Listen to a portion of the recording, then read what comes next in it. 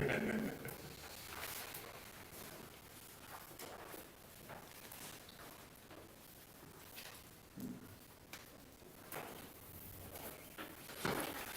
should just get a password set to read more prompt.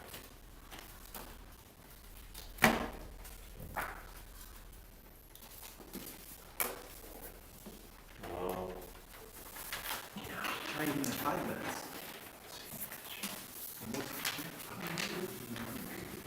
That's trouble. You heard the question I was presenting.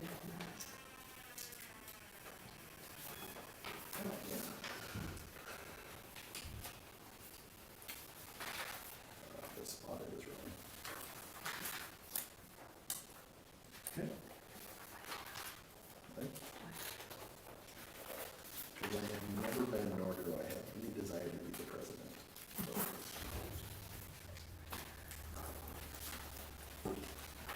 Were you in 2018 president? Never. How did you got that in there? I don't know. Because I don't think they asked me. Send it back and tell them I gotta pay for it. Good try. Very favorable. That was 9%. Checking like, I don't know. So I'll plug it in for a while first. I don't need to do anything. There's a plug in right here. Oh.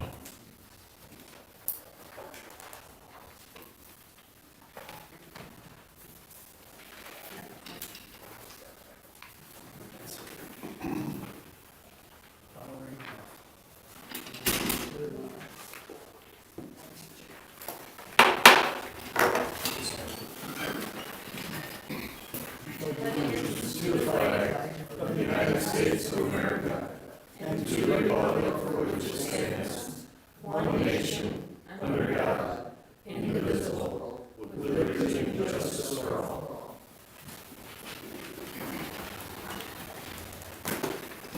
Welcome, everyone, this evening. Let's see. Get approval of the agenda. Mayor, I have 2 changes to the agenda. One change to the agenda, I think Mr. Rob said another. Under old business, I'd like to add ordinance 612 as item B, and that's for the second reading of the ordinance with regard to park board membership. And I had a request from Mr. Robs to add under new business, item L, police park coverage at school events.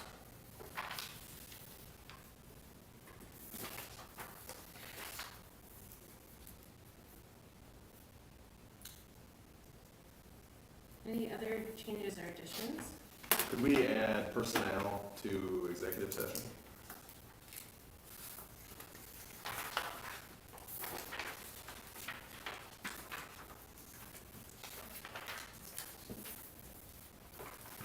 Anything else? Motion approved. second. First and second, all in favor? Aye. Any opposed? Motion passes. On to visitors to be heard.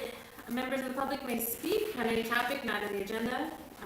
Step up to the podium, please. If anybody has anything to add this evening. Okay. Then we will go on to the consent agenda. Motion approved. Second. Any discussion? Can we have just the city engineer's report where we're at with, is slowly on target to finish? And I know there was talk about fixing a bum spot in Elm Street, right? It looks like it's gonna be a couple spots throughout town. Okay. And also, the possibility of putting some asphalt from Railroad to to Lumber. Can you update us on where we're at? I mean, I know some of it's in the report, but just for those kind of watching at home on. Yep, for the spot repairs, we have identified 4 spots. We're getting prices through slowly, to complete that work. once we have those prices, we can review it with everyone. For the asphalt repairs, currently it's 220 feet south of the railroad tracks, 220 feet north of the railroad tracks, Okay, just asphalt repair. We have prices on that, we're just, gonna review it in-house and with, city staff. And then, if the numbers balance out, we'll propose that to council.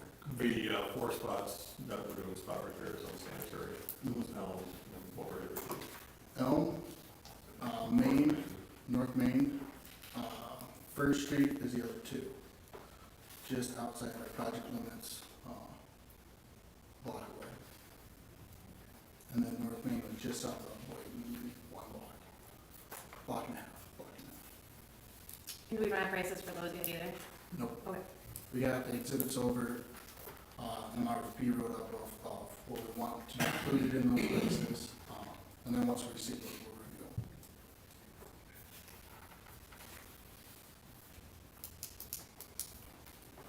review. Is the other project, is the whole punch list been completed? Punch list has been completed. There's still additional remaining items to be complete. The seeding is one of them. So they seeded in July. Now they have to come back, overseed some areas, till some areas, add topsoil to some areas, and reseed all those areas within this week.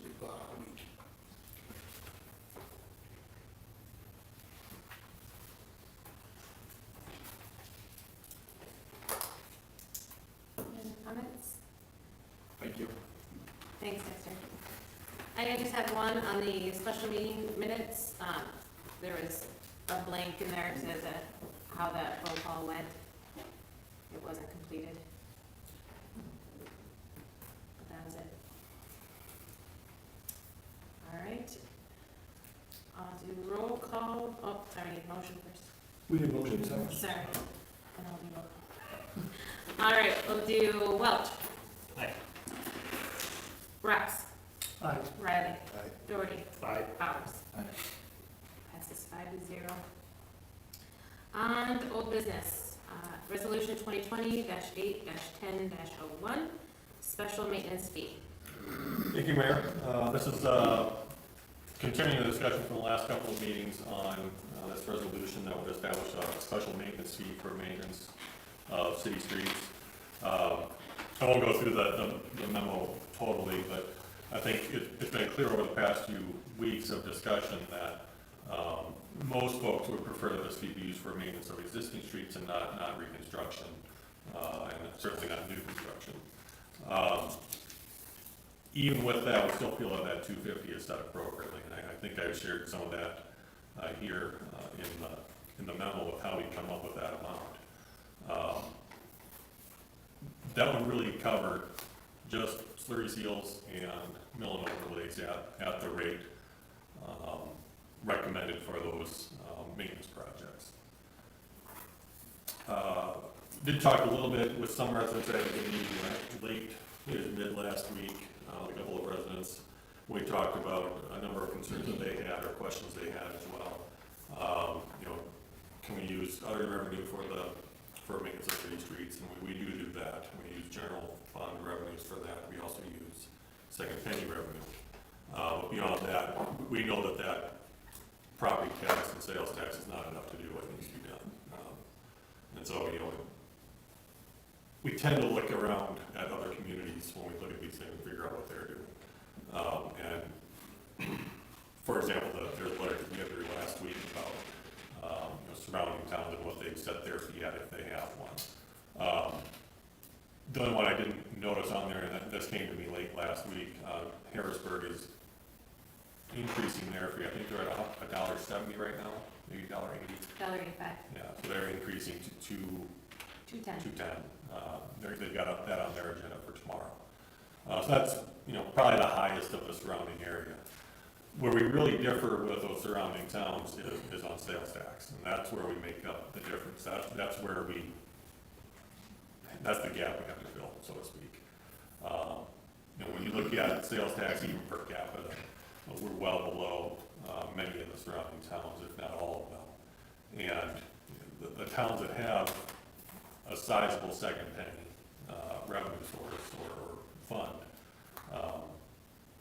in some cases don't even need a special maintenance fee because they have a second tenant that can take up the brunt of the work that needs to be done. One of the concerns that I also heard over the course of the last month or so was making sure that the fund, that these dollars were dedicated only for street maintenance. We're not gonna use it for, general operations or anything like that. So one of the things that we've added to the ordinance was to direct the finance officer to create a restricted use fund. I would like to amend the name of that fund. We had some feedback from legislative audit today. They would like it called a special maintenance fund, not a street maintenance fund, just be consistent with SDCL. So that's the only significant change in the resolution itself. So the one that is listed online on board docs has the old language. I'd suggest amending it to special with that new language. And on this particular memo, you've got T listed at 40 cents a linear foot, and they have gone to $1, correct?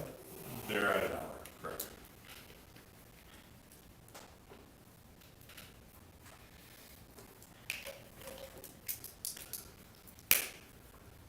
Do you guys, have you heard from I've heard from two or three others. 250 is way high. Most can swallow a buck. But I've also heard from 2 or 3 others, I don't care what I gotta pay, I want our streets fully maintained. So we have to figure out Right. what that would be. Everybody knows the streets are a problem. Right. In a survey, everybody says we gotta fix them. Why we're here in this situation to begin with is because we just really have never had really no maintenance plan whatsoever, or a street plan. And I think it was Verlin Hofer, who's been a long time resident here, wrote an article in Lennox Independent, I don't know, 9, 10, 11 months ago, about finally it sounds like a street plan, and hopefully they can carry this through, and there are no easy answers, but it's like, well, guess what? Yeah, we can improve the streets, but we're gonna have to, Pay for them. yes. Right. That's very similar feedback to what I've received. As I've had my conversations, I've been from flat no, I pay enough in taxes. You guys should be already spending your money wise enough to manage your streets. To, yeah, I'll pay whatever, as long as I don't have that sound when I drive over my roads every morning to work. What amount was tolerable? Not 250. That's aggressive, and that is a tough pill to swallow. But when you start talking at that 75 cent per linear foot, or even $1, it is a little bit more tolerable. It's something that people understand. All you have to do is drive around town and you know that there's a need. But at what accelerated pace? Having our discussion in our last meeting about special assessments in conjunction with street maintenance, it makes the 250 sound even more egregious as far as a entry-level amount to kind of play with this fund to see what we can do with it. And I personally feel something in more of that dollar range to start and see what we can do with this fund is, I guess, where I would think we need to be. It starts flowing the money. It's dedicated simply to streets and their maintenance. And we can then take a look at how we handle that after 12 months. Yeah, we gotta start somewhere. 250 probably is aggressive, but not having anything right now is probably why 250 is the number that needs to be, but I agree. I think that's probably too much for everybody to swallow. Probably needs to be something around that dollar range, just like you said, get the money flowing, see what we can do with that amount of money. Nate did share the document. Was that over the weekend you came up with the document, or did you find that somewhere? No, I did some of it Friday, some of it this morning. But an excellent document that lays out the infrastructure, all Lennox infrastructure, or a city's infrastructure, but specifically to Lennox. From the water lines to the sewer lines, to curb gutter, to sidewalk, to streets. From maintenance to full-on overhauls, and then how we could possibly pay for this stuff. But I think there still needs to be more education on what we're doing and why we're doing it. I still think there should be some town halls on, this is a plan we're working on, but I need to start somewhere. And I think some of it is some folks in the community still don't trust what we're doing. And I'll just speak for myself here, since I've been on here 3 years ago, I don't know how much more transparent we can be. But that's whatever that truth is. But being fully transparent on where this is going, and they can see where this fund builds up, and then boom, here's where we've applied it, and just connect the dots. Yep. Because I think some are worried, well, you're gonna take that money, and you're gonna hire somebody else. There are lots of opinions on, well, we got so much staff, and I would challenge them, here's our budget, you tell us where we need to cut. So come on in and take a budget, and you let us know how we can shape that up, because I don't see anywhere we can do that. And number two, compare us to other communities on FTE, where this is how we're running, and this is why. So, I mean, there just needs to be more discussion. I do think there needs to be some type of linear assessment maintenance fee, there has to be something. Because we are just behind the 8 ball, and trying to chase this 81 years down the road doesn't make any sense. But just to prove that, look, here's what it is, here's what we're doing with it, and can we progress from there? Certainly, but 3, 4, 5 years down the road, if we can land more industry, which I think the Development Corp needs to really focus on, and we can land major multi-million-dollar, where we can improve this tax base, because we're 2 times less than any community that surrounds us. I mean, we're half of Beersford, we're half of Canton, half of the tax base of Del Rapids, about similar to Parkston. And so we've got to find a way, because the more tax we can collect from businesses and industry, the less we have to put on the people for maintenance. Well, we're not there. And so instead of just letting them totally degrade, and we've put in 4.5 to 5 miles of new streets now. Well, what? We're not going to maintain them. We're just going to kind of let them go, and that's not wise to do, in my opinion. Agreed. So how do we move forward with this when we've got a need? We've got something that we need to take action on with a maintenance fee. I don't know if we all agree that a maintenance fee is the right way to go. But I believe that's the right first step. Where are you guys at with this? No, I think that's a good first step, for sure.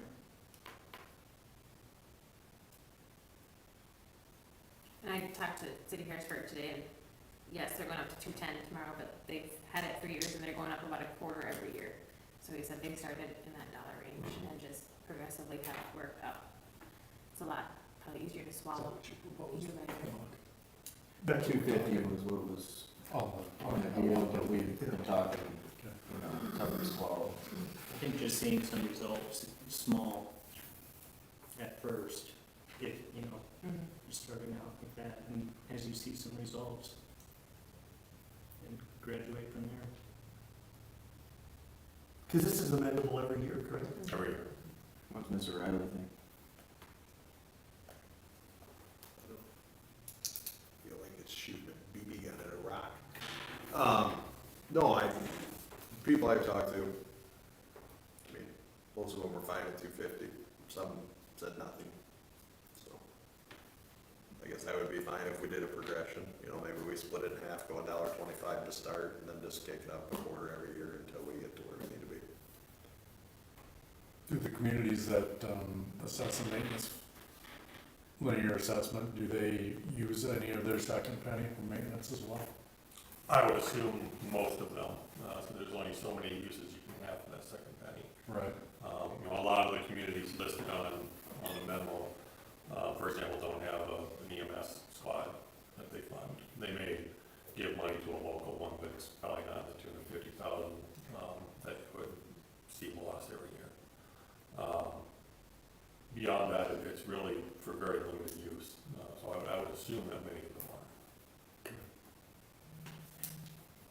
Because the numbers you put together, I don't have it right in front of me, but it was about $345 a year. Right, For us, 4 mil and overlay.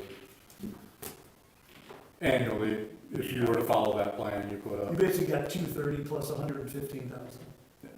So 240. Yeah. Or 340. or sorry, 340.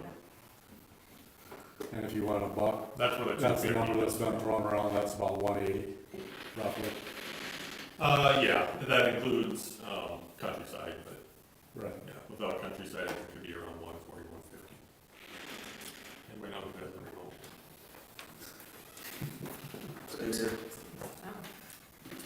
So you can, You want it off? So 140, plus the, let's say generally 80 we use to slurry seal each year, that'll get us a lot further on that seal coat program. We should be doing that every 7 years, which I think comes to about, I don't have it in front of me right now, but we would be close to that 7-year schedule at that point. I think 93 cents is what we needed to get to that, so. 83. 83, thank you.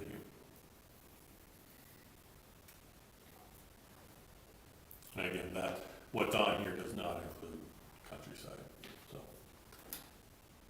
or the school, or the churches, correct? So the numbers I use in this memo, remember that spreadsheet I had before, that assumes certain things for countryside, Right, for right. churches, so on and so forth. The figures that are in this memo include schools, churches, so on and so Okay. forth. It's all. Okay, it's all inclusive, Yeah. gotcha. Did you talk to anybody in T or Harrisburg about corner lots? I did not. I did, How do they do those? they both sets and fully. Okay.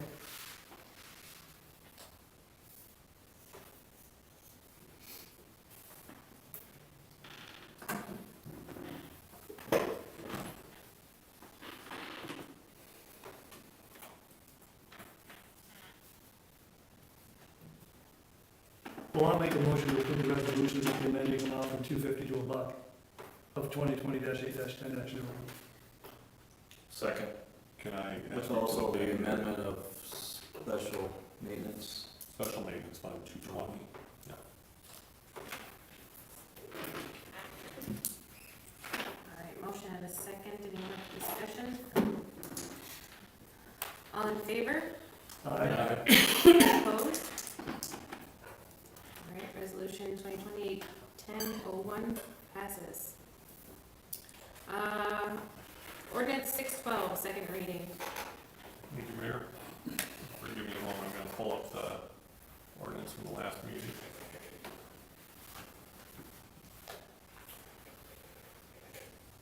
Council may recall, this is an ordinance that came to you last meeting for a first reading that amends our current ordinances to allow park board members to reside outside the city limits.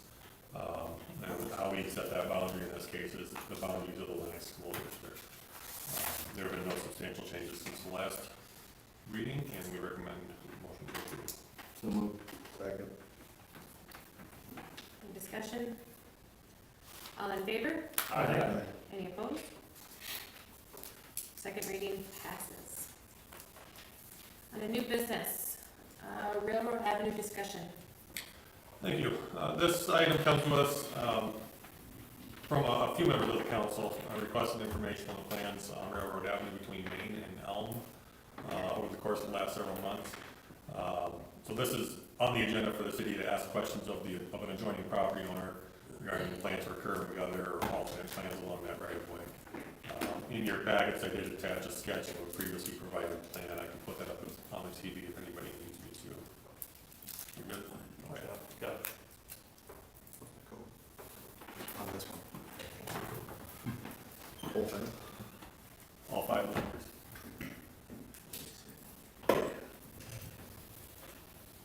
Is someone, you have that pulled up? Is Rob here to talk about it? Yeah, Oh, there it is. I didn't see it. Sit back there. I'm not that soft.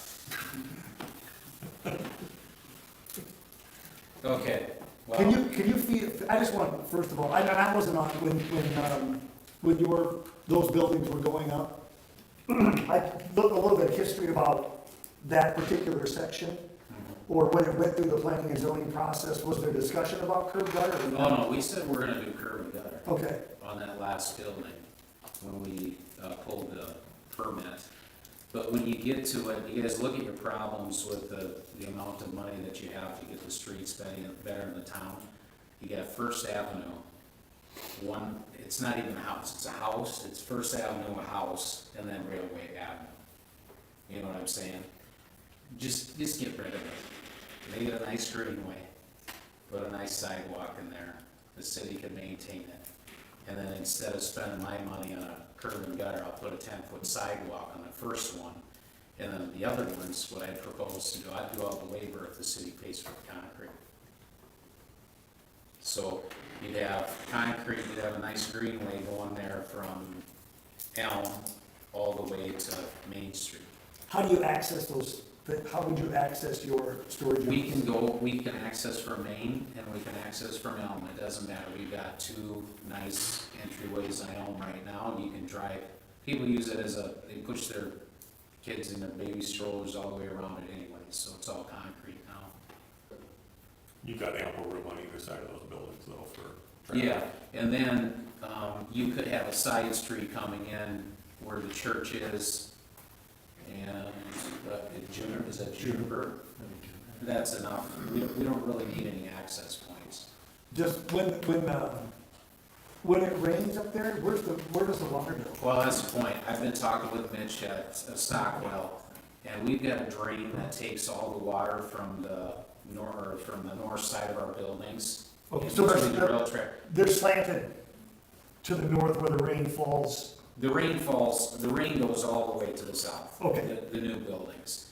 But they made me put in a pipe to take the drainage from the north side of the building to the south side of the storage unit, so that water can flow. And then they'll be able to connect that pipe that you can see to the existing storm sewer once it gets designed. And then also Mitch said they don't even have elevations yet for the curb and gutter anyway, so if I wanted to if you guys want me to put curb and gutter, I can do it, but they don't have elevations to do it anyway. But if you look at that, look at all those landowners on the other side, that's like a corner lot, they're gonna have a curb in the front of their house, and then they'll have it in the back of their house. Have you talked to them? I haven't talked to you. At one time, Brock, I had my attorney draw up a thing to vacate the road, and I had all the people down. I was gonna go talk to them, just got busy. Yeah. Just I mean, what do you think their opinion would be of vacating that and putting in a walkway? I don't think they would say anything about it. Do any of them have garage access back there now, Rob? No, Okay. no. None of them. Do you guys have any thoughts on that? So there is the pipe we're talking about is, I think it's at the west end of when you look at this picture, the west end of that second building. Where I don't think you just poured the footings there for that new building. Yeah, that's right. Yeah. You can't. So the drainage pipe from the north to south is between those buildings. From there, it should be flowing to the southeast to that red circle. There is a storm drain there. We don't know a whole lot about it. I don't know actually if you know much about that one. We just know that it's there. We assume that it hits west first, but we don't know for sure. But to put a couple boxes in on my property, and that would be simple for me to do. It wouldn't cost the city any money. If we were to have a greenway there, obviously it would help contain some runoff. As opposed to running through the storm. And actually, it would keep the riffraff out, so you wouldn't have people driving around, and storage units are a big thing, you can ask Will that. It's, if they don't drive down there all the time, of sight of mine, and they know exactly where they have to go, so. Does Sturdivant's would that affect Sturdivant's parking at all? If you did it right, I don't think it would. Because actually, the laundromat, there's a corner of it actually on the city property, I think, is when I purchased it from the Stratmeyers. Yeah, that's the old, of course, that's not an outdoor parking area now. Right. That's a building, just like the other one, and then there's a pipe right in the middle of that. And it goes from the upper portion, which would be the north, to the south, and it flows. When you bought this property, how many of these buildings did you build? Just the last? We bought the property from the city. Yeah, so So, these storage units Since you've owned this property, you've put them all on there? Yep, every single one of them. Mhm. We started, go so I can see the other end. Do you remember what year you started building those? Oh gosh, it's been 12 years ago. Okay. I bought, I can't remember, the city came to me, it was cattails the whole way through there, and they asked me if I'd like to buy it. We had it assessed, and then I purchased it, and then we just slowly added them.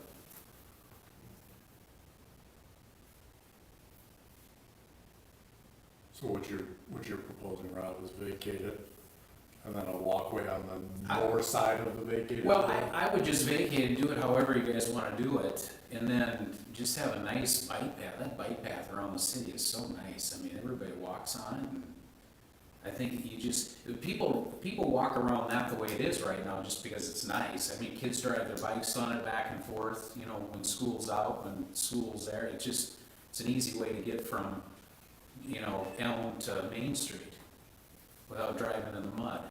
Well, if you vacate it, how are you won't have access from Main Street then?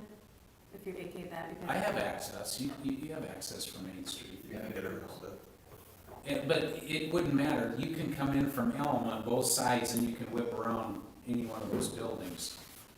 So you could come from Elm and go around, or what is that road, is that Juniper? Yes. Yes. I mean, you could have one access point there, you know, you could come in from Juniper, I could have a driveway there. And it would look nice. Because right now, it's just one big gravel, you know, it's just a gravel road and the kids drive fast on it anyway, so. One of the things that if we decided to, if the council decides to go down this route, I would want to have some sort of green screen that we've talked about. Yeah. Between the storage buildings and the walking path to maintain the look and feel of the neighborhood, so. Because if I have to pour a curb and gutter, it's gonna cost me just as much to pour a 10-foot sidewalk as it is gonna pour a curb. But by our ordinances, you're required when you improve the property to pour a curb and sidewalk. Oh, yeah, it's on my permit, I understand that, but they No. still don't have. So that's kind of what I look at, like when you come with this deal that you'll provide all the labor and then the city will just buy the concrete. Well, if you say it's gonna cost you as much to pour the curb that you're required to pour, That was just on the last building. no, it's all of them. No, the curb was only required on the last I'm building. pretty sure it's been required for more than 12 years. We'll check. But my thing is, if you're required to put in curb and gutter and sidewalk whenever you improve a property, and it's gonna cost you just as much to put in a 10-foot walking path as it would the curb and the sidewalk, the city shouldn't have any part of paying for the concrete, in my opinion. I think if it's the same cost. Well, you can look it up. I mean, I've done every single one I've done. The only one that said curb and gutter required is the last one. So, Just giving you my opinion. I mean, that's that's fine. fair to our citizens.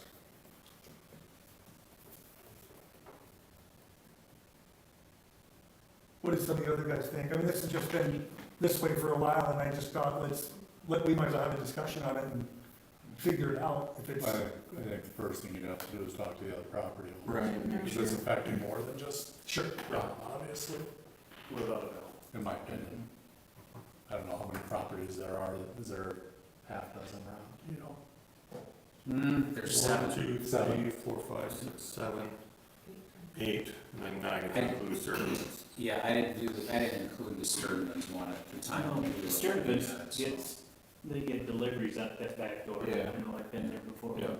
They come in the middle of the night. So that wouldn't be a huge task, I think we just need to go visit with the others before we. Yeah, there's a little street though on the side. Yeah, they can go back right through there. So, Yeah. Alleyway or whatever. yeah. I mean, if you did that whole street back there on both sides and the curb, that's a nice bill. And First Avenue pretty much covers everything, and there's really no road there, nobody needs access other than myself. There's no garage access off that street. Well, could you then before the next council meeting, visit with those folks? So we I- can just keep this thing moving? I can talk with them, yeah. Or I show had them? Dana she got all the names and stuff like that for us, but if somebody has cell numbers, that's what I need. It's, if anybody knows of anybody and has some cell numbers or gives them my cell number, I would appreciate that too. Because sending a guy a letter, or a gal a letter right now, it doesn't really do much in these days. Or an email address. So, We can probably figure something out with some of them, I would think. but let's say they did vacate, let's say we just went through the roots and vacated, it would just be vacated then, and then the land would go to each party, and then you wouldn't have anything, you know, that would look nice, because I know what would happen then, you know, then everybody just sort of leave it be. Right.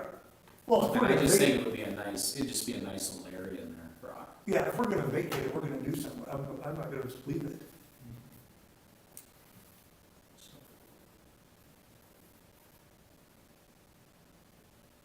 You're proposing to vacate the entire right of way, because the sketch show is proposed vacated north half of Railway Avenue. well, that was just, that's my portion of it, and at the end of the day, I wouldn't have any control over the other half anyway.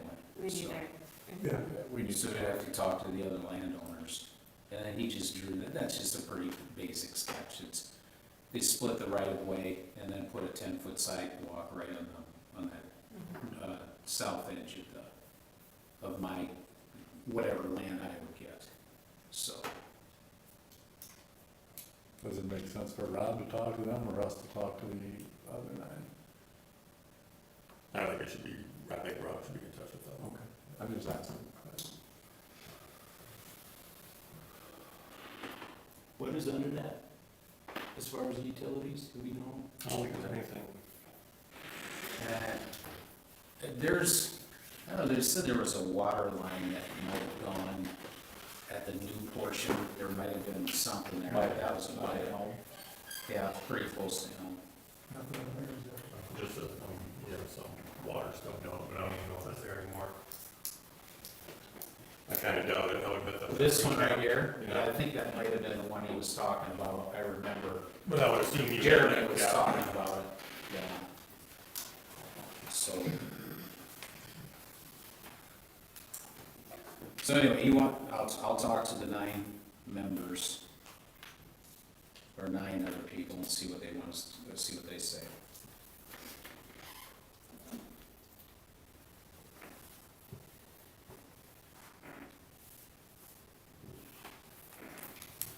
Any other questions? Because if we put that sidewalk in there and call it a trail, whatever you wanna call it, who's we're responsible for mowing a certain side of either one of that, and then would the homeowner be responsible for the rest of it? Responsible for all of it, Snow removal, everything. right? And looking at our comprehensive trails plan, it is relatively consistent with that. Okay. If I remember right, the maps in the hallway, but I believe we have, there is a connection at some point from Maine to Elm on there. And this would, I mean, it'll be years before we would anticipate building that out anyway, but this would at least get that done. Sure. And then I don't know what they're gonna do, I mean, we did put the sidewalk, we had curb on Elm for that 12-year period, and then we put the sidewalk, and I haven't done anything, I didn't do anything with that, on the corner until we figured out what would happen. So, I put a wider sidewalk there too, I put a 5-foot versus a 4-foot, because it just, Nate, I talked to Nate about that. And then, also Mitch with the city engineer approved it. This is, you're interested in doing this because it relieves you of the burden of the curb and gutter, right? No, I don't care, if you want to, if I have to do the curb and gutter, I can do the curb and gutter. It's, I just think it'd be better for the city. I mean, it's just, it would just be nice. Every time I drive by the bike path, everybody's on it, it's just neat. I mean, I just want to improve the city. And right now, it's just a gravel roadway, and if you can get the water to the storm sewer over there, you already have, now, let's say it was a whole block and this was a street, but, I mean, you're literally talking, you could already have a road that costs a lot of money, and you just have properties there, and you got another road again. We vacated the one on the other side of, the north, side of the yeah, track. we vacated that, So, and they can't go anywhere, you can't Didn't we? What's that? The maintain road it, on the so, north Well, side. they vacated the roadway and then sold. Sold the parcels, Sold the right. parcels off. yeah.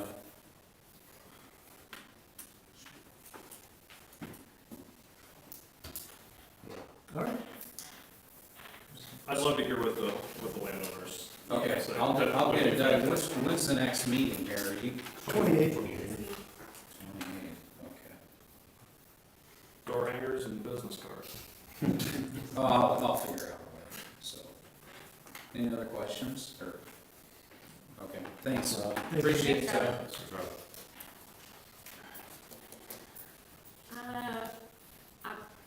On the special event permit, high school homecoming parade.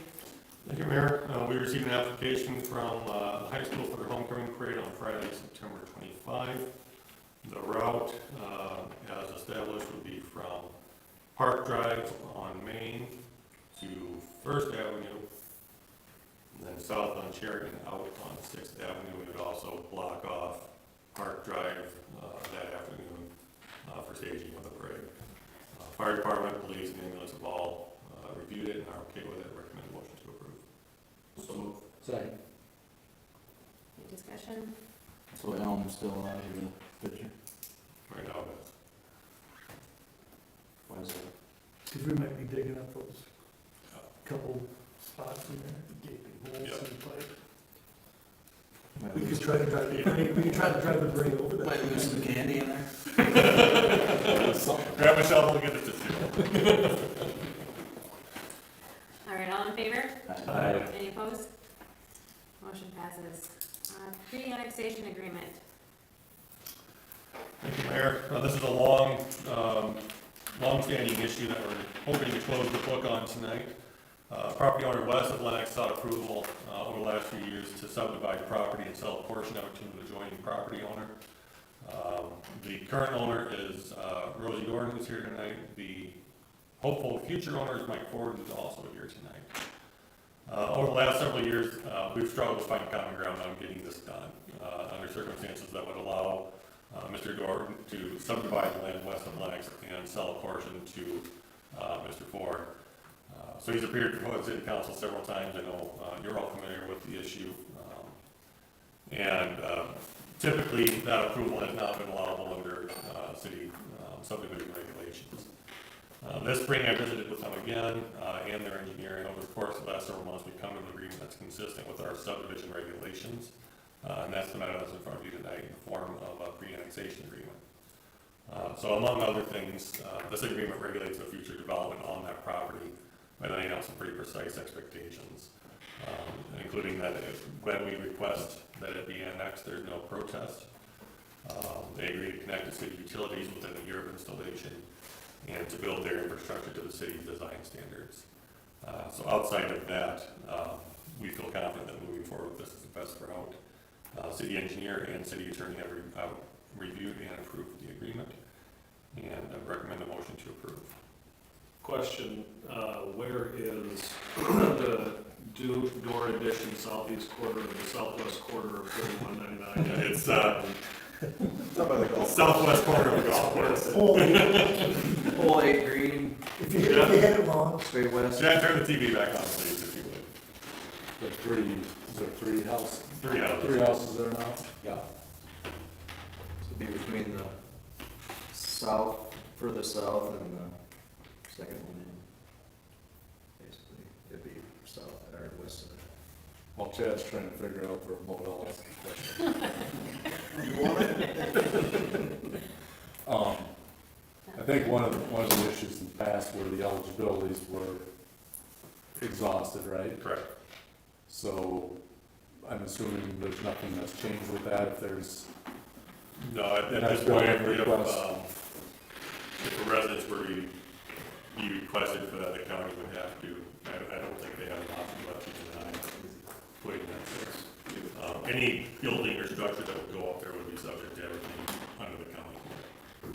It would not be subject to the city's building process, simply our zoning and planning process. but another building plot on there makes it a rural residential subdivision based on our ordinances, correct? Correct. So then at that time, I think I would have to check, I believe the eligibilities are based on, the section right, per the owner. But we can review that to make sure. because there was this, Billy, you were around when this was going on, Rosie, you can weigh in too. Part of the deal was the county threw their hands up, and the city, you know, that the city's gotta take care of this. And at the end of the day, how I recall it, I mean, this is, you know, I haven't been privy to any of your conversations here lately, but at the end of the day, if I remember correctly, with those 4 eligibilities used up, once a 5th eligibility is applied for, it automatically pushes this into a rural residential subdivision, which at that time requires all infrastructure up to city standards, once it's over 4 eligibilities. Mitch isn't here, is he? No. No. Go ahead, Rosie, speak, yep, you can speak up. Yeah, we got originally 5 eligibilities. Okay, it was Yeah. 5, Yeah. okay. So then the next one would, I just had my numbers wrong then, so then the next one, And then the county gave us, this is Mike Ford, he's the guy that's overseeing at What's all the way? 4 or 5 acres of farmland. okay, And it's right on his, but there was a lot of confusion. This thing's been going on for maybe almost 2 years. And when I came in, there was total chaos in this office because there was no manager, there was no people. I visited with the secretary. The secretary says, I don't know how to go through a plat, I have no idea. And she says, I don't think you need one, but you can pay for one. If you don't need one, we'll give you your money back. And then Mitch brought it to the zoning and planning. And the zoning and planning, he convinced the zoning and planning that we did not apply for a pre-annexation agreement, which we had no idea of. And we didn't have a building plan, which we had no Site plan, idea we yeah. needed. There was a lot of confusion. And so the zoning and planning denied it. And so that's where we were at, and we just, I don't know, Mitch said, the only way we're gonna approve this is if you annex your property and Mike's property. And so we just, there was a lot of confusion as to what was going on. So this would add now a 5th eligibility, correct? In Pardon? red? Would this add a 5th eligibility there, all that in red, correct? Does that automatically do that? I don't know, that's what I'm asking. I just want for green space. well, right, and I kinda knew what you were planning for with it, you know, I think the question I was asking is I think this is where it got really in the weeds before, was if you do that, it automatically triggers this rural residential subdivision, and that's the question Okay. that's the question I'm wondering. I'm not necessarily saying I'm opposed to that, I just, because we wanna have it right for you guys too, right? I don't want to do this exercise and then all of a sudden, Oops, turns out. yeah, oops. You gotta put in a curb and gutter and road when you had no intention really to No, that's, build on it. that's the sole purpose of buying it, so nobody can build on it. That's what I'm buying it for. So I think it would make sense then to have further discussion with the county's planning and zoning director to make sure on their end that this wouldn't trigger anything there.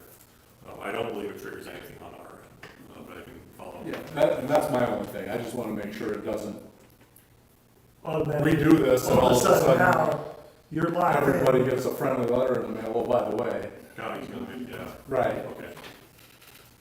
Who's Does that make planning, sense? who's planning and zoning should be reviewing this right now, county or city? So it's within the city's planning jurisdiction, which means we have authority over that area in terms of planning and zoning, or planning. When it comes to actual, like a building permit out there, that would be the county. So when this was put up recently at the planning and zoning meeting, what was decided then? This has not gone to planning and zoning on this time around, so.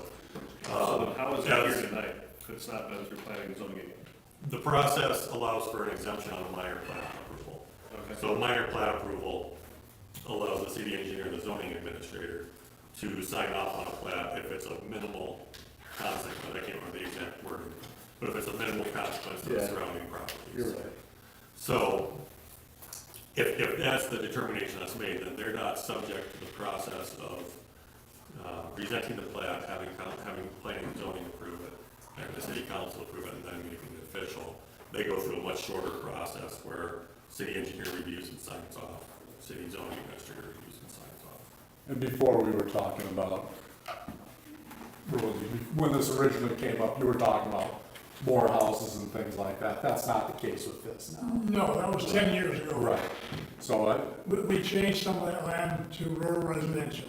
right. Now, where Mike is going, that is not rural residential.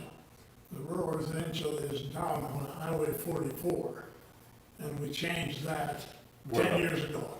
Where the house. Where the house that's connected to the golf course driveway, Pardon? the one that's connected to the golf course driveway, that's the rural residential. That's rural residential, yes. Right. Yep. So I think, just in my opinion, I don't know what you guys weigh in, I would feel more comfortable if we check with the county to make sure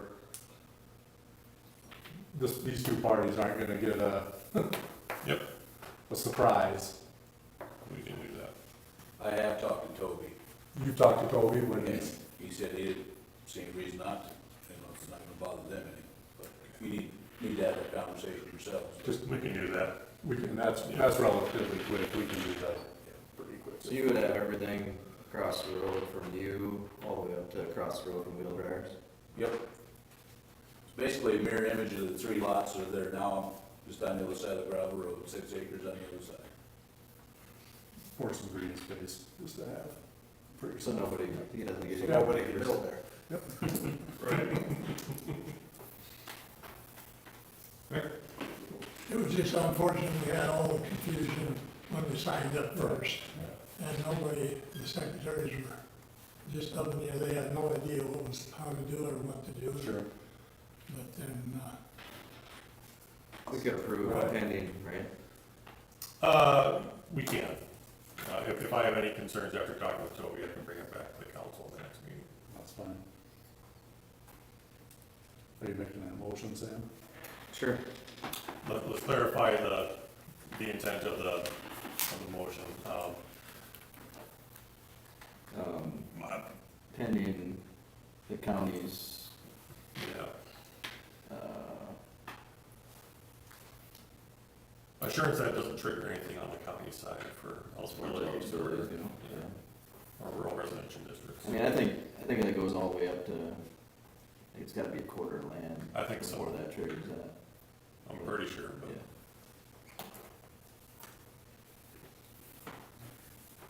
any other questions? I don't think so. Sounds straightforward enough. It only took 15 years. Only 2 years. Let's 2 more weeks, right? Yeah. Okay, Okay, thank you. I'll second it. All right, motion and a second, any further discussion? All in favor? Any opposed? Motion passes. Central Basin 3, pay application number 4.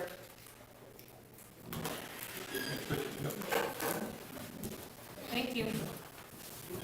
Thanks, guys.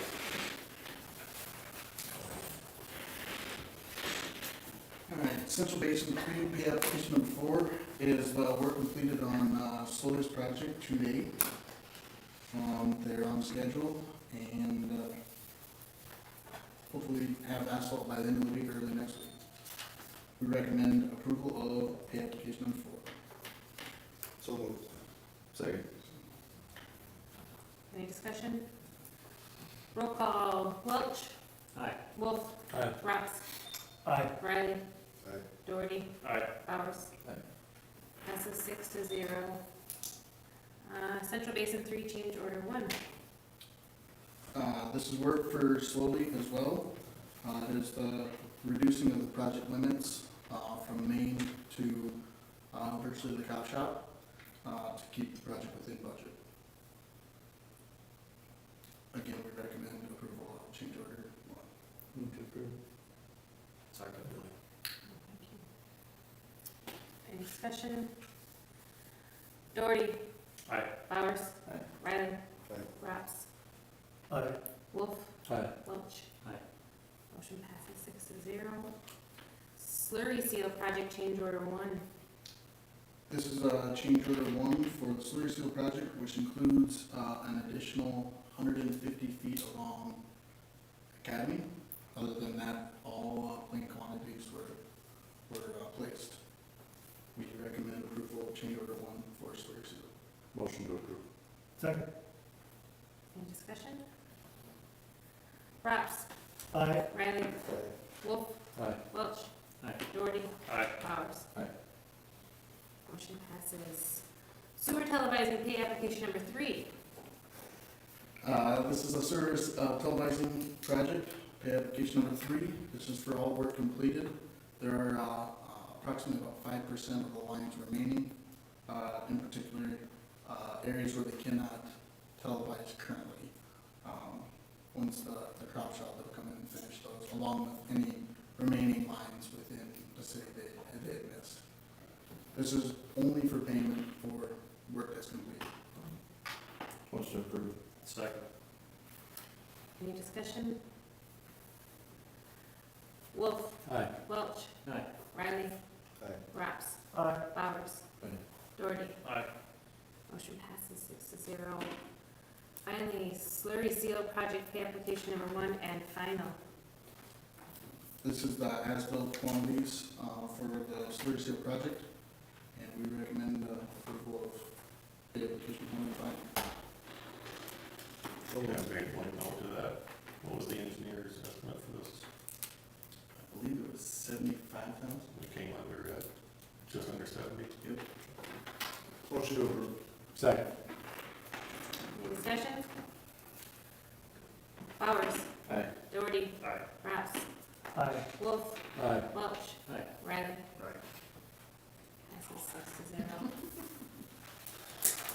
We should add those all in one motion, but okay. Next time. On the park board appointment. There have been 4 resignations, if you will, on the park board, and they met last night. They had asked for applications, people that were interested in it, so we, at the meeting, the discussion, and the 4 that they are recommending that I appoint are Tyler Christensen, Steve Cruzy, Whitney Sikora, and Kelly Bloomberg.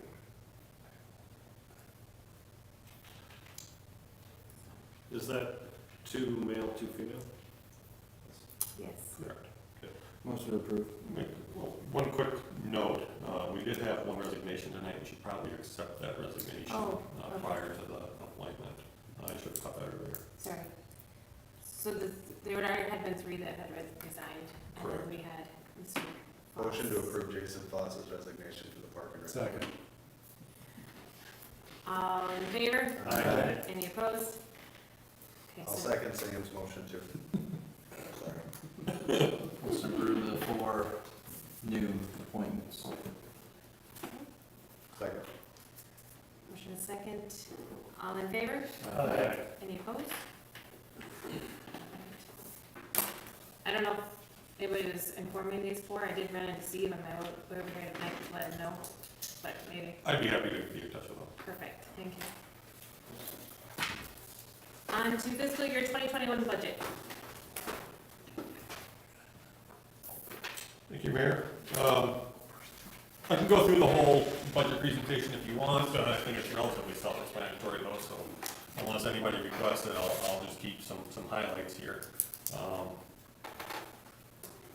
My goal in this year's budget was to aim for steady property tax levy and to not increase our general fund expenses.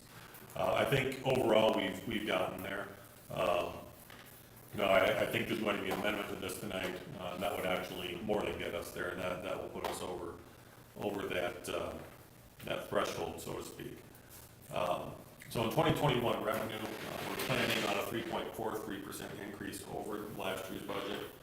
is just in the general fund. We would bank our use of allowable growth, and I'm not sure who's all been through the state's budget training, but every year we're allowed two types of growth. There's the actual growth in our assessed values, which just happens, we don't have to do anything about that. And then there's the allowable growth, which is what the state allows you to increase your levy by, and that's based on the CPI, Consumer Price Index. So this year, that amount would have been 1.7%. We can also bank that CPI every year for future use if we want to. And so that's what we're suggesting we do this next year, is bank that CPI for future use. If we don't have to access it right now, let's bank it for later when we may need it on a rainy day. Or we actually do see a decrease in our revenues some year, we can then fill the gap with that. On expenses, we won't quite meet the objective of no expense increases, but we will slow the expense growth. So while revenue is increasing 3.43%, expenses would increase by 3.44%. So under the budget that's in front of you tonight, we were in the general fund with a net gain of $2,776. As just a reminder, anything in that general fund is required to be balanced. You cannot have more expenses than you have in revenue. Now, how you balance that out is if you do have higher expenses than what you're going to be taking in, it allows you to use some bank growth. You can use your bank CPI, but typically what you see is accessing the general fund reserve for available cash assets. I won't go through each department under general fund. I think those are all relatively self-explanatory. On the sewer fund, I will mention that the police department, there was a significant change in their budgeted expense. What we're hoping to be able to do this year with that CARES Act funding is to offset some costs that we've already had in the general fund with the COVID-19 pandemic. If we can offset that to an amount that is sufficient, we'd like to move forward purchasing that police vehicle this year yet, at this year's prices. I believe, Chief, you can correct me if I'm wrong, but we can access that vehicle faster than we were if we were to do it next year as well. That is correct. So we would have to wait longer if we buy it next year anyway.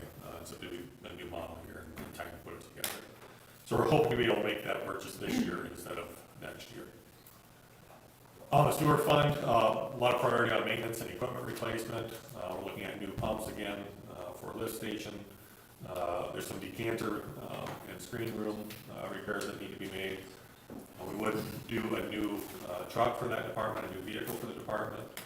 The old F-150 would then go to the streets department, and we would likely pass down the brown 3/4 ton down to parks. That parks truck, every year we kind of pray that it makes it 3 more months. And so far so good, but it makes a different noise every week, I think. And nobody quite knows what's going to happen with it. So our plan would be to pass down equipment similar to how we did last truck purchase. In the sewer fund, we would do a rate increase of 1.7% based on inflation. We have to have some collection system repairs that we may have in there. So those, we'll do the more emergent repairs this year, hopefully out of a sewer fund reserve. Those are the 2 on First Avenue, the 1 on Elm, and the 1 on North Main that Dexter referred to earlier. But we believe that there will be other repairs that are needed as well. This does incorporate the Stockwell Public Works Assistance Agreement that we approved at the last meeting. All in all, leaves us with a net gain of just over $88,000 in the sewer fund. In the water fund, we have a 2% rate increase built into that again. That incorporates our 1.7 CPI and the rate increase that we'll see from Lewis and Clark. It also includes the supervision agreement, lot repair, and maintenance focus again on this. This system is far easier for us to maintain simply because we don't have the wells anymore. There's really not a whole lot that we need to do in the old water building. The other 50% of that vehicle purchase would come out of the water fund. We would end the year with a net gain of $45,000. The ambulance fund is a little bit tougher to figure out, largely because of the COVID-19 impact. We don't know for sure what's going to happen next year, but we're assuming that this is going to continue to impact call volume as it has much of this year. So we'll replace some key equipment that Alan had listed on his budget request. Overall, we're looking at a net loss here of $65,000. Again, we would transfer from Second Penny to cover that loss, but that may decrease if the CARES Act funding results in a positive year-end balance for the ambulance fund as well. We are not hopeful that that's going to be the case. The state has kind of every couple of weeks changed the goalpost on EMS funding under the CARES Act, so we don't know if we'll be getting any money at this point. I'll push aside my editorial comments about what we have found funding for under the CARES Act on the state level, but Regarding that ambulance and funding that ambulance, have you talked to him about a district? yes, Okay, and what are his thoughts? I would say largely supportive. Largest support of that? No. And that's. I think when you look long-term at EMS funding, a lot of public service funding throughout rural areas, whether it's in South Dakota or other states,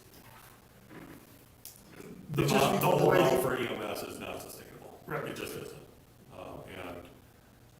I don't foresee a future anytime soon where insurance billing makes up for the loss that ambulances take when they take a call but don't take a patient.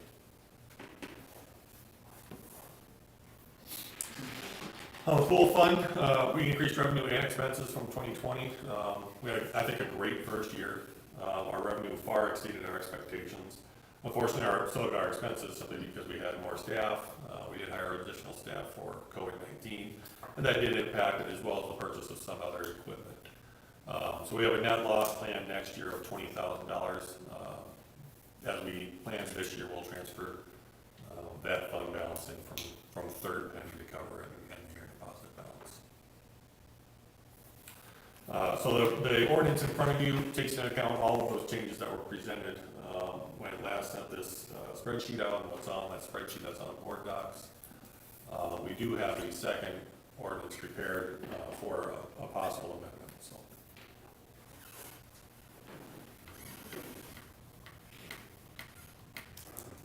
And as a reminder, we do need to pass a first reading tonight to give ourselves enough space to pass a second reading next.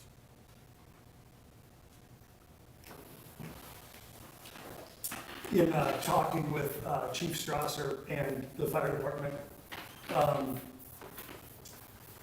his concern about, and we've got 75,450, I think, in here, and his, Chief Strasser's concern is about a pumper truck that we bought in 2018, and that's probably the next vehicle that's going to go. He would like to see us set aside $30,000 to go to purchase something towards that pumper in the next however long that's going to last. Chief Fisher had mentioned in a meeting, he thought maybe they could get 10 to 12 years out of that. Now, he didn't say that for certain. He said this is kind of the aim, but doesn't know how that's going to hold up. So even if we came in short of that and said 8 years, that would get us to 2026. My response to Chief Strasser is, could we set a little bit aside? Yes, but simply, it's the city's pumper truck, okay? So just like we purchased a ladder truck, you know, we basically, over a 10-year period, paid for that. I feel that it's gonna be the same issue with the pumper. Is it smart to set aside some? Certainly. And if we wanna do that, maybe we can think about doing that. But at the end of the day, if we gotta go get a pumper, we go get a pumper. Thoughts on that? What's a pumper worth? 500? A new one, Yeah. And what do we have into this old one? 28, 29. So there has to Big be, disparity. Yeah. Obviously, we don't wanna buy No. another used one that doesn't last more than a year. well, and something that's really tricky with any kind of heavy equipment, whether it be something with police or something with ambulance or something with fire, is balancing depreciation value, which I don't know a lot about in terms of these big trucks, and maybe Nate or Chief Strasser can speak to some of that. Where you purchase $1 million vehicle, where in 15 years it's worth 100,000. Is that normal? Is that depreciation or not? And I don't know that, I don't have a formula for that. Or we bought a pumper for $30,000. We've gotten, hopefully gonna get 8 to 10 years out of it. again, not the best quality. And Chief Strasser said, well, with that pumper, like, we gotta make sure that's a legit, wouldn't disagree with that. So in terms of price, I don't know, but if we've gotta have it on our docket. We need another pumper by 2026, Lord willing, it could go a little bit longer than that, but, you know, and it can't just be like, kaboom, there it is, just being aware that it's there, so. Go ahead, you're gonna say something, Bill? Yeah, I think a pumper's pretty necessary for fighting fires. Correct me if I'm wrong, that's kind of a good deal. I think, Beats a bucket. yeah, amen. I also know that money's cheap right now, and we borrow money for things that are an unexpected expense. I don't know how we would ever get to that even $250,000 in a savings account for this, when we could maybe be using that to improve our streets, and then borrow money when the situation arises to, you know, finance that over a period of time at a large expense. But having a plan set in motion here with us as to how to properly do that, I think is key. Because our fire group, volunteer fire department won't have the time for red tape or requests for things to happen and a reading and an approval. They're gonna need a pumper when they need a pumper. Right. So I think we need to somehow set that part in motion where it's not obviously carte blanche, but we set up the proper path that they can follow for us to replace the pumper when that time comes. Is that out of reach for what we're trying to get here? I don't know that putting $30,000 a year for 10 years gets us there. No, and you know, if you're going to put money aside, I would suggest putting aside something for a down payment at this point. There you go. Whether that's 20% or 40%, I don't know. But I think, you know, there are a variety of what I call creative financing options that can be used, especially for fire and EMS equipment, whether it's leased or owned. There's dozens of companies and financiers that'll make it happen. I think having an idea specifically, if we're gonna go down that route, having an idea specifically of what we're going to need. Yeah, for sure. Of that equipment, and figuring out today, what's that price? And if we were going to do this, if we had to buy it today, how would we finance it? I wouldn't think that would be a challenge. I think that'd be relatively simple to do. With regards to a pumper and our size of community, our projected growth, a $500,000 pumper seems, to me, like a lot of money when you can get use out of a $30,000 pumper. Not that that's ideal, but what's the usage hours on a pumper when you buy one? You know, how long does a pumper last? How often do we use our pumper here? And how many hours do we put on it every year? I think those are, that kind of all comes into the math as to what makes sense as to how we move forward. Yeah. And I don't know how frequently or how many hours we'll put on the pumps or those kinds of things. I would ask Mr. Fisher or Mr. Strasser to potentially answer that question. Let's take the ladder truck, for instance, we're guessing that to be a 30-year truck, right? 35 years on a ladder truck, and then 30 years for frontline engines, just because they get used more. That truck's one of the first ones that always goes out the door, so that's why we projected a 30-year on that. What year was that ladder truck actually, what year did we get it? Was that 06? 2007 we received. 2007. Yep. So that's a 35-year truck is what we kind of projected, and we put that on our spreadsheet that we sent. Hopefully everybody got that. And typically after 35 years, we'll just say it's no longer any good. Does it just become scrap at that point? No one's gonna purchase that thing? Is it zero value or? It's like what we, that last truck that we bought, that was somebody else's Okay. 30-year truck. Okay, It's depreciated. Depreciated. There's not much value in it at that point. So if you look at, let's just call it like a business, right? Most businesses budget some number for a percentage of their fixed asset replacement value. You guys' balance sheet had on there, at the end of 2019 was the one you guys sent to these, right, that I got a copy of? Is that right? So, I don't know if everybody's had a chance to see that, but basically, on that balance sheet, they're, I think it's, you guys call it vehicles and equipment, which are fixed assets. was about 235 grand, does that sound right? Yeah, total operating. yeah. That was operating and capital. Okay. Yeah, that was everything. So if we just, there's a budget number that's a range usually from anywhere from 2% to 5%, and then industry specific, like trucking industry, it's probably more like 30%. Right.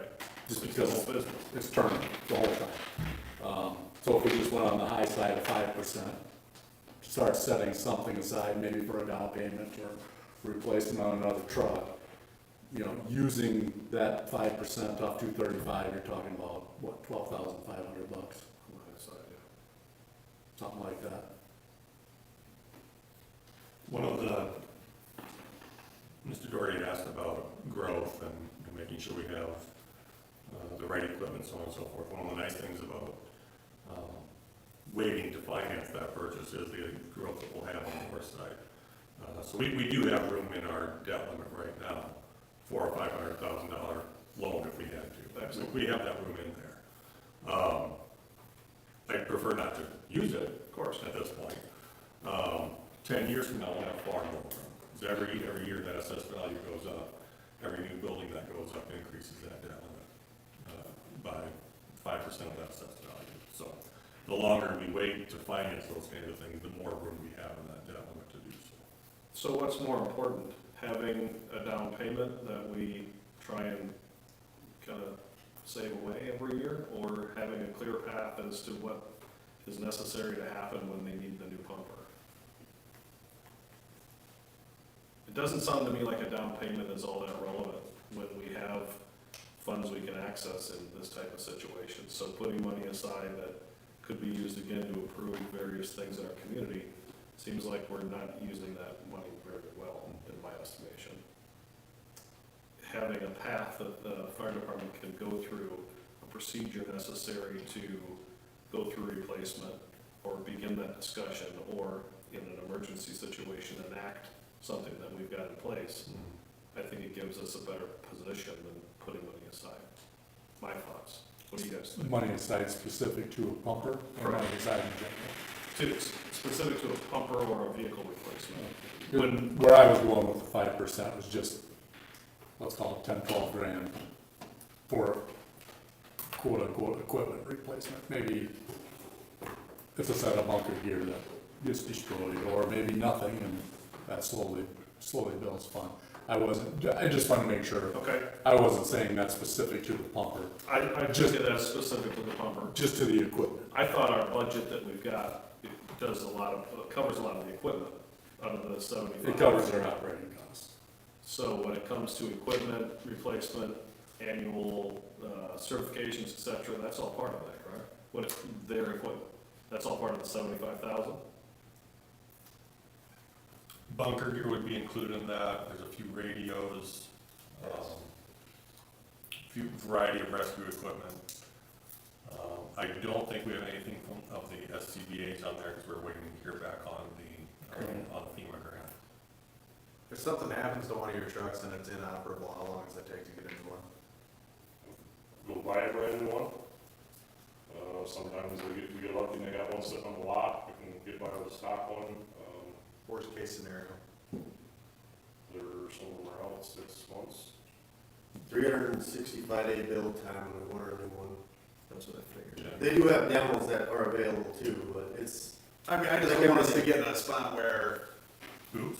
whatever happens, and here we sit for a year without what you guys need to do your job. similar to like the used car market right now, right? You go out and buy a different vehicle, they're pretty picked over because manufacturers have to go on hold. So, Not on stock. I don't, I can't say yes, they have one available, the specific one we need, but So obviously, we need to get a plan together. we need a plan in We place need a plan in place to get a new truck before ours. before this one. When pump test comes and they come the next month and they say, no, your pump's no good, we're looking at 40 Gs to replace that pump and 2 months out. So that's why I always hit that 3rd year mark in order to have a plan in place before we run into a Because what year is that pumper, 94? 94. Do you have any concerns about the pump test? I suppose you always do. I don't know, You it's never every know. machinery, you never know. could have very easily pulled a rock in there, and then they said, no, your pump doesn't pass, so. Are those the only two that are city owned? Those two trucks, yeah. That, okay, and you got a fleet of how many total with those two? 6 total trucks. 6 total, and the other, one of them's rural, One of them's a rural truck, yep. and then the other 3 are yours? Yep. Of the other, like, what are the other 3 trucks? The ones that you guys have, what are they, is it another pumper, is it? 2 of them are tankers. And, that other one's a grass rig, don't think of the tank in the back. Is that the pickup looking one? Yeah.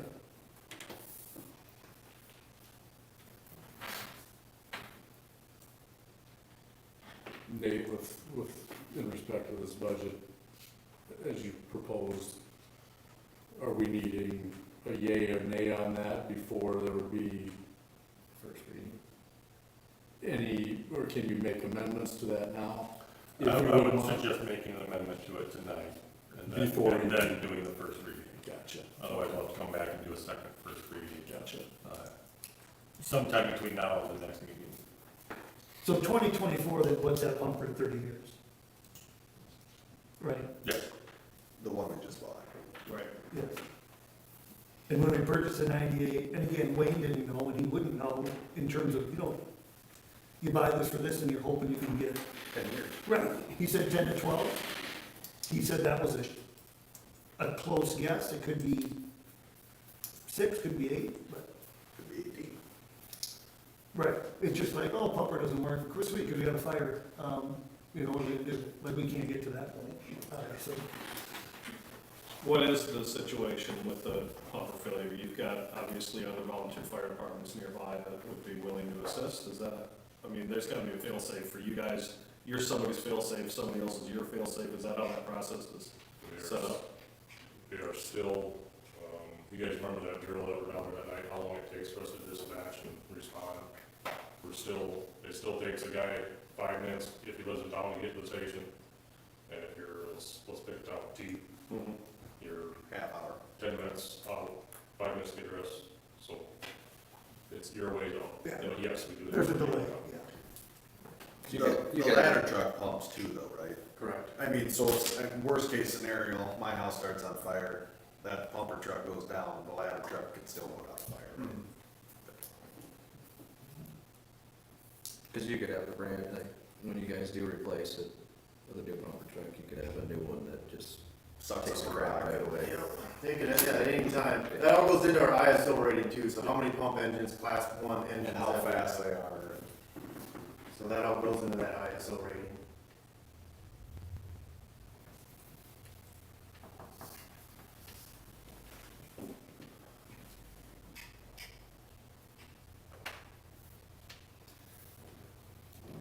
I had one other item in respect to the budget, it's not fire related, but regarding economic development. We've got a $93,000 amount budgeted for that right now as it sits. I think they're in a pretty good position right now, knowing some things we've got coming up. I have spoken to a few of them, if they can get by with less money this year. I haven't talked to all of them, but, based on that, I would recommend we take that number from 93 down to 30. So that's $63,000. $63,000. I don't know if anybody else has any thoughts or questions regarding it. I agree, and Chad and I have talked about it. I think that's a smart move, they're sitting, And a lot of money. What is it, what was the $93,000 expected to buy? Well, in the past, the city's budgeted, 90's been pretty consistent the last few years. At least 4 years. Yeah. So prior to that, it was always different amounts, but,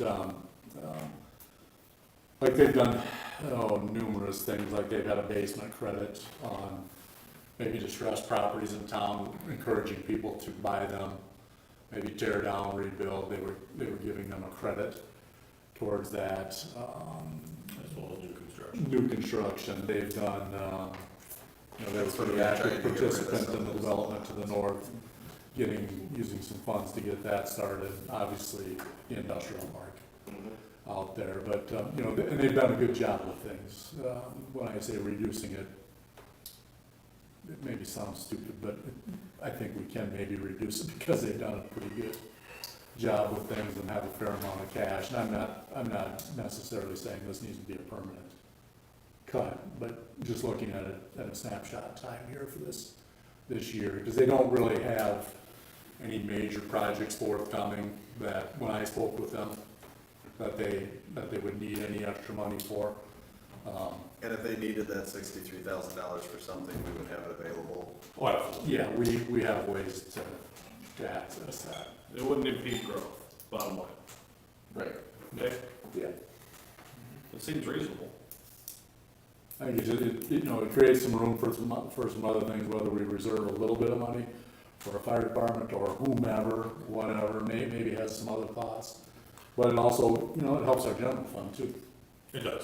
You know, one of the things that, I don't put this out there often, but one of the metrics on my board every year is to spend 2% less than we budgeted in the general fund.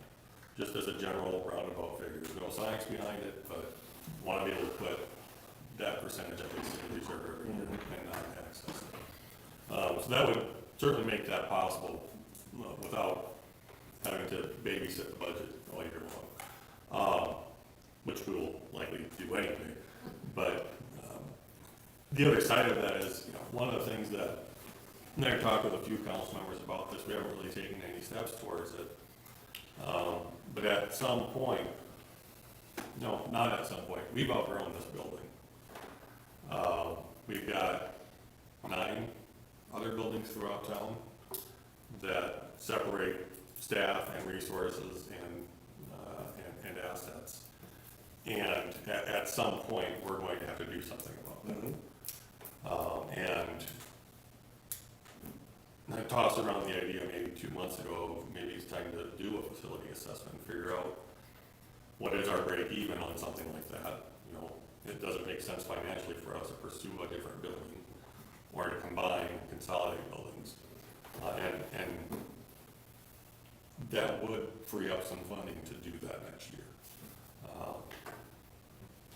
And I would generally do it out of the general fund. I think you'd probably put it in the general building and other general government buildings. So it is a possibility. It at least gets us started down that path to planning for the future for city operations at least.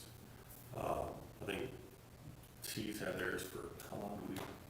10 years at least? That's probably 10, at least 10 years, I suppose. And what's all in that building? Fire and administration, from what I remember. Right now, they're working on a plan for a new police station, so that would be separate. I would prefer to have everything alone. We know that they're out of space already. Their evidence room has been overcrowded for years. If you speak with T, they wish they would put their police In there, yeah. Yeah. rather than hindsight. So it's one of those things that I think at some point we're gonna have to face music and do something about our physical space needs that we have here. I think, Nate, that's a good idea. Plus, it's never made sense to me why we own and operate 9 separate buildings, but that's just my opinion. One of the unsaid, I think it's noticed, one of the unsaid parts of that is that having those buildings separate and having those staff so spread out does hurt us as an organization. If nothing else, it hurts our organizational culture. We don't get to see each other and interact every day. We don't get to, just passing in the hallway can really help build those solid relationships for staff. And that's just not something we are able to do easily when we're all separated. So.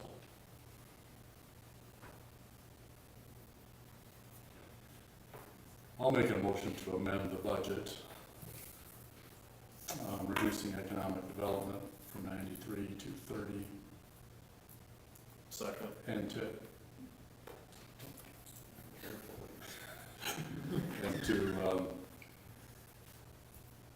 and add 5% reserve for the fire department. I'm sure we can create a fund or something like that if we haven't already.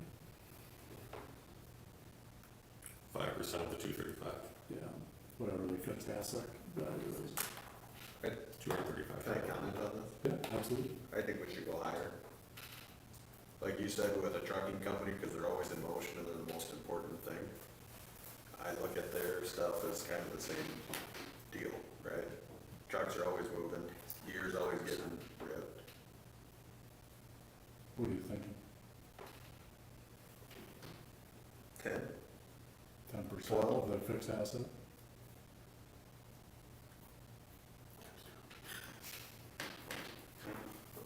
Once we start getting into that dollar amount, though, aren't we better off having that money fluid instead of tied up? And then making, if we need to borrow to have that, or get the general fund to have that, wouldn't we be better off?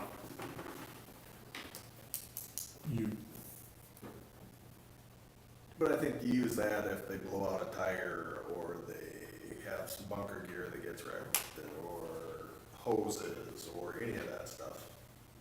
But that's already in the budget. No, some of it is, but Of that 72,000, your budget, Nathan, or 75? or 75, I'm sorry. Do you have, is there money budgeted in there specifically for repair and replacement of equipment?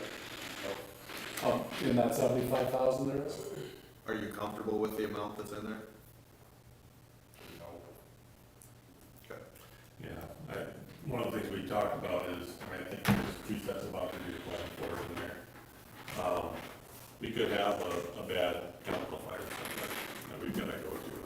That's gonna change how many sets of bunker gear you're gonna have to replace, it's gonna hurt. So things like that they're unavoidable in my mind, but whether we have it budgeted or don't have it budgeted, our recommendation would be to replace it regardless. Yeah. But I'm just saying that it doesn't throw our budget all out of whack or cash reserves if we have it in there, and then. So we've got $9,000 for the repairs and maintenance in this budget, $8,000 for supplies and materials. Of the 75,450, that's 17 grand. And you're looking at adding $25,000, 23.5 Something like that. to a fund dedicated to equipment replacement. Well, like you said, if they suck up a rock and blow out a pump, it's 40 grand. Right. I mean, if especially this year with cutting down economic development, if we have 63,000 that's in a balanced budget, we can take some of that, put it away. But the most pressing need, as thrown out there by the citizens of Lennox, is the condition of the roads. $25,000 doesn't go very far fixing a road. But when we're starting to dig into the 63 that Chad's proposing that we save, it doesn't go very far at all. At a buck a linear foot for a homeowner that we're asking for, how does that play out with this? When we have a possibility of $63,000 more towards our roads, that seems like a big deal to me. We looked at spending some money here in the 3rd and 4th quarter on our roads after we saw how the year came together, and we've seen some pretty serious progress. We approved $69,556 for slurry sealing, and it's made a huge impact already. You're talking $63,000 right here. Looks to me like a whole lot of progress towards our roads. And if we can borrow the money when we need to get the next truck, instead of have to look at this fund and not use it, I'm more in line with that thought. Am I missing something? Kind of handcuff yourself if you put it in there. Correct. It's not a vote against the fire department, by any stretch. This is simply, as stated earlier, I want them to have a path to get what they need to be successful in putting out fires, staying safe the whole time, and taking care of our community, as you do the same. What's the most fiscally responsible way to make that happen? And at the end of the day, to your point, like, if they need a pumper, we're gonna get them a pumper. That's right. Regardless of whether we've got $50,000 down, $75,000 down, or we just go and load it all out at 2%. Right. We have to provide it. There you go. Like, it's not, well, we want to, no, we have to provide it. So, I mean, I see both ends of it, but at the end of the day, we we gotta get him a pumper, we're gonna find him a cotton picking pumper, you know? I was just piggybacking off his idea of running it as a business and looking at the fixed assets, and to me, they're more like a trucker than they are like a office building. I mean, I dug through that thing last year, trust me, I mean, like a flashlight's $1,700. So, Billy, your thoughts? So what's the most fiscally responsible? Oh, so let's just put 2026, we need a new pumper. Okay, and let's say we put $25,000 set aside for that, and we can almost earmark it for that pumper, because we know we're gonna need it here, right? I mean, this isn't that, it's 30 years, it's 2024. So if we go 25,000 over the next 6 years, you're looking at a $150,000 pumper, or monies to purchase a pumper. Now, the thing everybody has to remember here also is we have a debt limit. Yes. Correct? Yes, we have 2.8 million available. So, and I should have probably clarified by saying, when I made this amendment, this extra 5% or $12,000, whatever we want to call it. Anything we have saved, whether it's $1,000 or $100,000, that is not counting against our debt limit, correct? We're paying cash. If we were to pay cash for a portion. A portion of it. Correct. It would reduce. We their have not liability. been, Nate and these can both speak to this probably a little better than I can, but we have not been in a great spot. We've had some things on our debt limit that have hamstrung us in the past. And we know we're going to have infrastructure projects that are gonna be expensive, that are gonna eat up a large portion of that debt limit.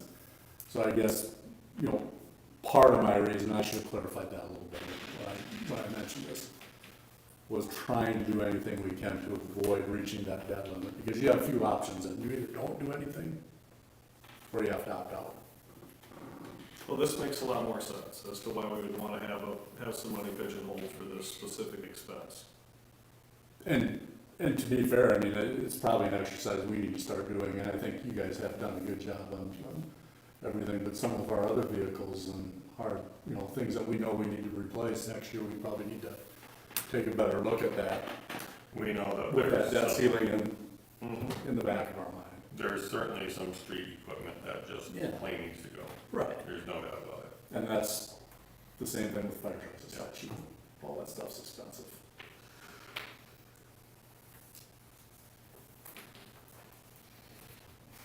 So what's the right number? You wanna go, you said 5% was what? Well, yeah, I mean, I knew they had a little built into their, I basically just took an additional 5% off their fixed assets off their balance sheet. That's where I pulled that number from. It's not set in stone. and it's a fluid number based on the type of business. Exactly. Some businesses, if you can do 2%, you know, that's, you're knocking it out of the park, right? But this is unique. This is This usually, is like- it's not really like, I Right. use trucking company as an example. I mean, these guys aren't on the road, you know, 300 days a year, putting hundreds of thousands of miles on, but their equipment does take some wear and tear and some beating up, so. Sometimes just sit there. Yeah. A little harder on the. Right, you guys gotta get out just to maintain it, use it to maintain it, so. So that's just a number I pulled out. I'm not saying it's the right number. It's something. To me, something is better than Yeah. nothing, so. Right, last year before I was on the police, fire, and ambulance, I was on the same opinion, well, I can drive it 5 miles. Well, when they explained to me that it's got a ton of weight in it and going from 0 to full speed as fast as they possibly can, it makes more sense. And your debt limit argument makes sense. Right. So if we could put away 10% for 6 years, all of a sudden we've got $150,000 instead of paying $500,000, we got $350,000. I mean, Right. And that's if we're. That's if we're agreement to going- buy new as well. Right. yeah, or we take the 150 and buy them a gently used thing. I don't know. I don't have the answers.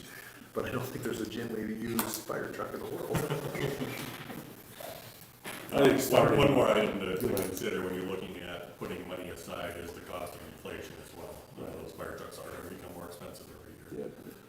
So if you are intending to put money aside to reduce the fiscal impact on the debt limit, certainly set aside more than 3% to at least stay ahead of inflation. Right.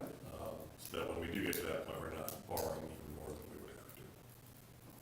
Yeah, and if we could do it, if we put 10% away this year and only 3% away next year and 7, then I mean, it's, Yeah, we don't know what next year brings, Yeah, right? I It's, mean- it's an ongoing battle. maybe we just put it into a rainy day fund, so to speak. No, we definitely want it earmarked for Yeah, what it's meant to be, what it's meant to be. so it doesn't get taken for something else. So you're good Well- with 10, you're good with 10 then? Well, let's just carry the conversation further. You've mentioned street maintenance equipment. Why wouldn't that be on the table? These are city purchased trucks, this is a city purchased truck. Why wouldn't we be looking at doing some kind of a fund to build for that? Yeah, typically those purchases would come out of the general fund reserve if we had to.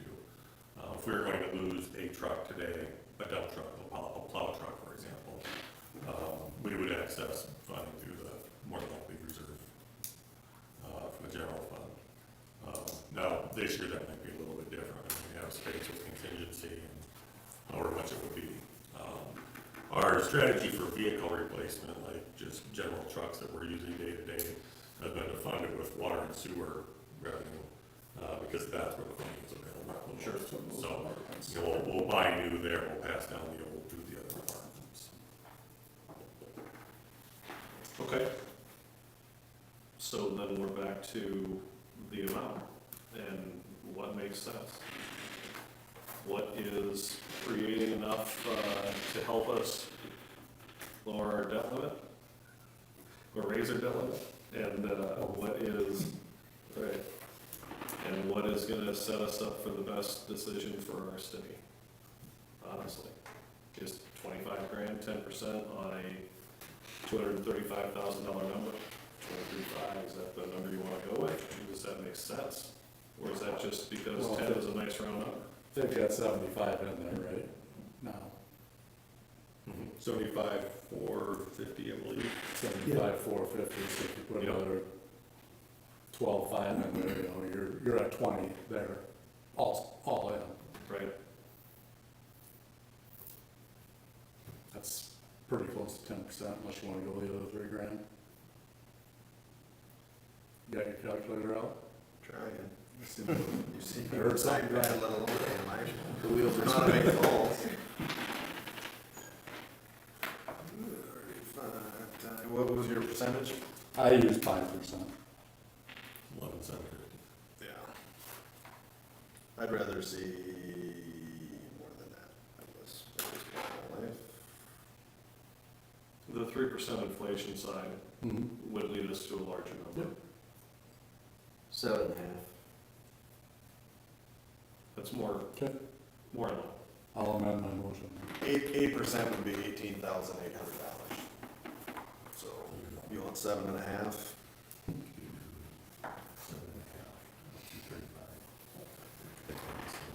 17.6? Okay. I'll Let's- go 7.5. I'll amend my motion to 7.5%. Second.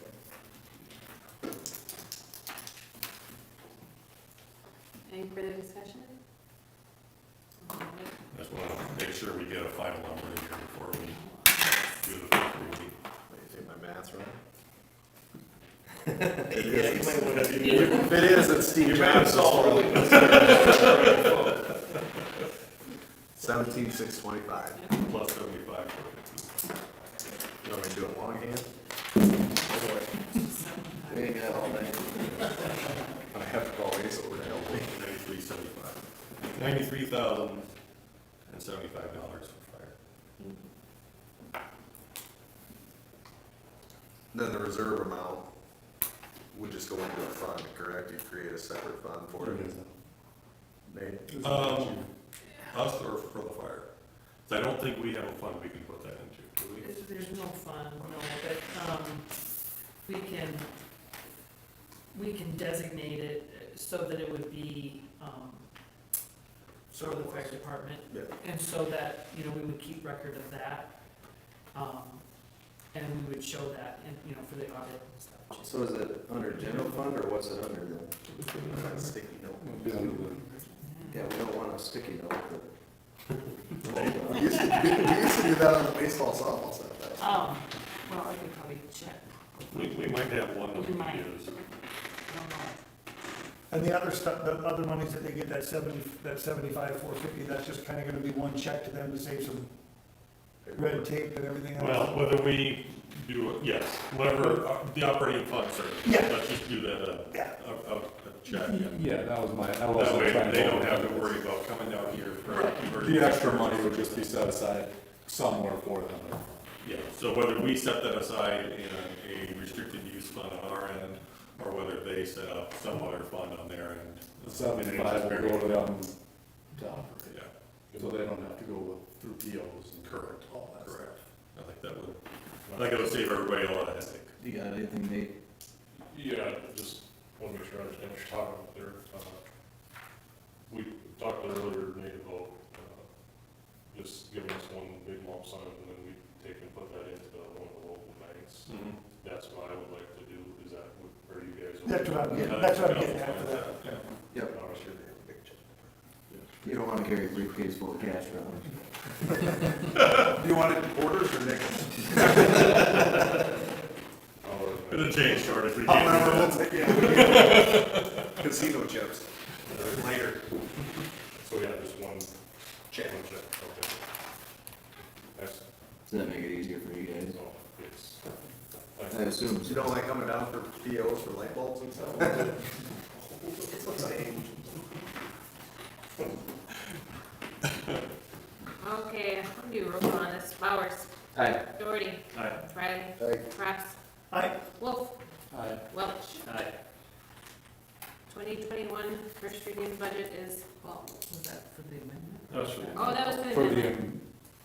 We'll round up. That's for the I think it was first the reading. first reading as amended. as First a- reading is Yes, amendment. yeah. Okay. Okay. Yep. Right? Yep. Yes. That's, that was my intention, yes. Okay. Reducing the economic, There's just the two amendments. Yes. Gotcha. everything else. Yep. Okay, Excel Energy 2020 Economic Development Grant. Mayor, this is a relatively easy one here. Xcel Energy has an economic development grant every year. We talked earlier this year with them and spoke again, I believe it was a week and a half, 2 weeks ago. They had asked if we had anything that they could put in their bucket for consideration. So we went through, I think, 4 or 5 different projects that I had teed up for them earlier this year. What they ended up kind of catching on to with softball field rehab and Pedal Palace Park rehab projects. So we're requesting $5,000 of funding for use in those projects. Recommended motion to authorize submission of that grant. So moved. Second. Any discussion? All in favor? Aye. Any opposed? Motion passes. And then on to police department coverage at school events. I got a text on Saturday morning, from Chad Wolf, and they just happened to be in the area. Billy Welch was there also. And they can probably speak more to this than I can, but being on the fire ambulance police chair, Chad thought he'd read out to me, so he did. So I called, Dr. Conway and had a visit with him a little bit on Saturday morning, and just wanted to talk a little more about what is our police presence at school activities, what is our police presence at school? Is there a, I'm assuming there's never really anything as a contract, or is it just kind of a free-flowing, we come and go, where they stand, or, and I just need, and I guess I just want clarification on, and want to work well with the school, and just if there's anything that we've got gaps we need to fill, streamline certain things, are we missing things, I don't know, and so I just wanted that discussion. I was walking out of the football game, Billy, you were already over there, but, Mr. Conway and Mr. Allison, that was the only two there, right? Yeah. Billy Ken flagged me down, so there was, I believe, some sort of an incident that night. I Yes. don't recall exactly what it was, it's neither here nor Yes, there. I agree. Yeah, at this point, but make some other kids decide, hey,